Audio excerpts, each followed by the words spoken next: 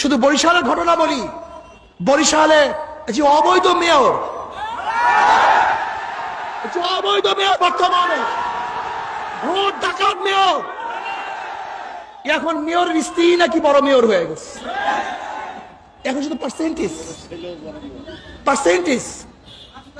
আমি অবৈধ মেয়রকে বলবো এইটা বরিশাল। বলতে পারে আপনাকে রক্তাক্ত করেছে, কি হয়েছে?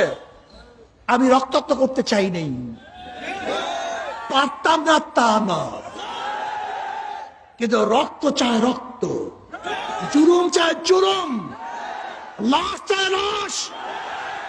আমরা রক্ত দিতে পারতাম, রক্ত ঝরাতে পারতাম, এই বরিশালের মাটিকে রঙিন করতে পারতাম, কিন্তু মানুষের স্বার্থে, নিরাপত্তার স্বার্থে আমরা আক্রমণ করি নাই।